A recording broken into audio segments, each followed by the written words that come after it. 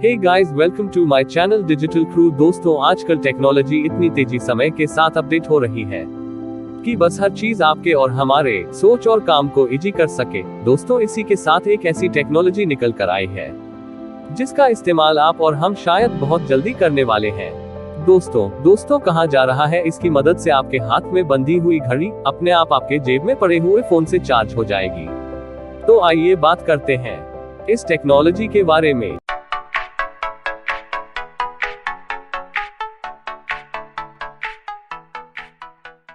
दोस्तों, सिंगापुर में रिसर्चर्स का कहना है कि उन्होंने वायरलेस पावर ट्रांसमिशन के जरिए ह्यूमन बॉडी को टैप करके हाथ में पहने हुए गैजेट को चार्ज करने का एक तरीका खोज लिया है। उनका कहना है कि उनकी तकनीक किसी व्यक्ति के पास एक स्रोत जैसे कि जेब में रखे मोबाइल फोन से पावर लेकर उस व्यक्ति द्वारा पहने गए अन्य गैजेट में ट्रांसफर कर सकती है।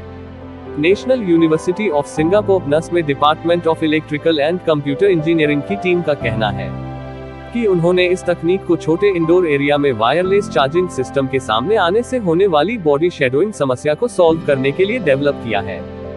दोस्तों, नस की टीम द्वारा डेवलप किए गए इस सिस्टम में ह्यूमन बॉडी पर लगे प्रत्येक रिसीवर और ट्रांसमीटर में एक चिप होता है, जिसे पूरे शरीर पर कवरेज बढ़ाने के लिए स्प्रिंगबोर्ड के रूप में उपयोग किया जाता है।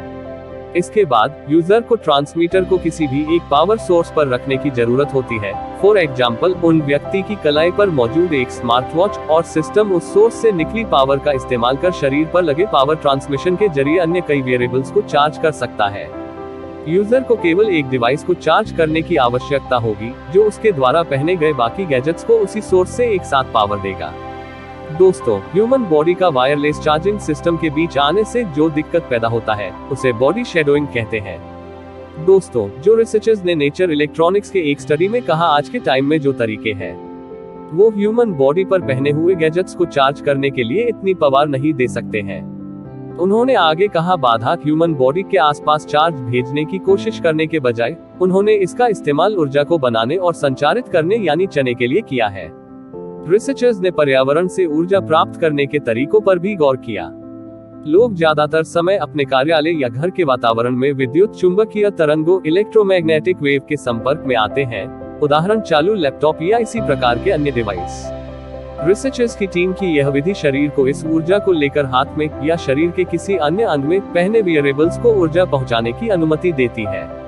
इसका मतलब यह हो सकता है कि आप किसी भी स्मार्ट वॉच को पहनकर चार्ज कर सकते हैं। दोस्तों, साथ ही साथ रिसर्चर्स ने एनवायरनमेंट से पावर लेने के तरीकों पर भी गौर किया।